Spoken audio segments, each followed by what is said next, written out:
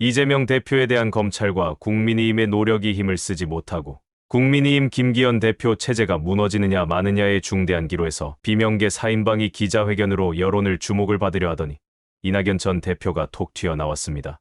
이낙연 전 대표와 4인방이 어느 정도 입을 맞추고 방향을 설정했다는 이야기가 됩니다. 민주당이 흔들려야 자신들이 민주당 외에 선택을 할 때 명분이 생긴다는 판단을 하는 듯합니다. 민주당 대선 경선 때를 다시 되새겨보면 대장동을 터뜨리면 치고 올라온 이재명을 한 방에 떨어뜨릴 수 있다 판단했던 것과 같은 방법을 다시 사용하는 듯합니다.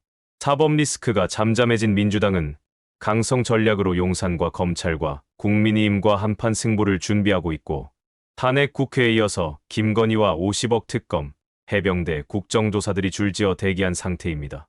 총선 전국에서 난감한 상황에 빠지는 건 현재로선 국민의힘입니다. 국민의힘은 상황이 정반대입니다. 어떻게 해서든 민주당이 만들려는 이슈를 흐트러뜨리면서 이재명 리스크를 부각시키고 싶어 합니다. 민주당과 국민의힘은 총선을 앞두고 서로가 양보할 수 없습니다. 여야는 전면전을 준비하고 있습니다. 이런 상황에서 민주당을 흔들면서 여론의 축을 인위적으로 흔들려는 이낙연 전 대표의 등장은 낙엽은 낙엽이구나 하는 씁쓸함이 다가옵니다.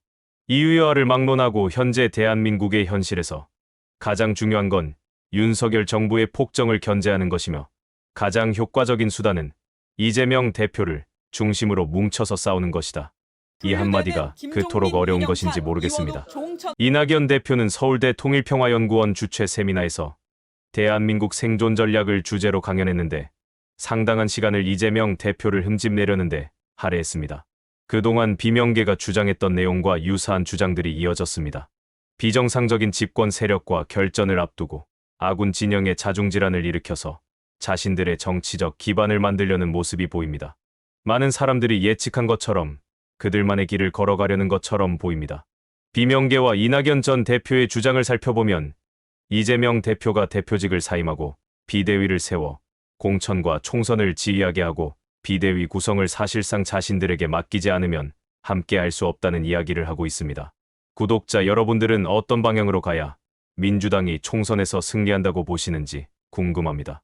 비명계가 내부적으로 이미 어떤 결론을 내렸다 하더라도 민주당 지도부가 명확한 공천 룰을 확정하지 않으면 설을 지나기 전까지 비명계는 탈당을 하지 않은 채 민주당 흔들기를 계속하면서 세를 모으려 하지 않을까 생각됩니다.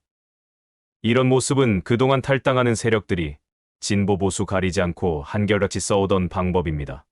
정치적으로 생존법은 다를 수 있습니다. 하지만 국민과 사회를 바라보는 시각이 여전히 대동소이한 사람들은 총선에서 각자의 길을 걸어도 민심의 바다를 지나면 결국 다시 만나게 되어 있습니다. 어떤 방향으로 흘러가든지 당내 문제를 정리하는 시간은 짧으면 짧을수록 좋습니다. 오늘 영상은 여기까지입니다. 시청해주신 여러분 고맙습니다.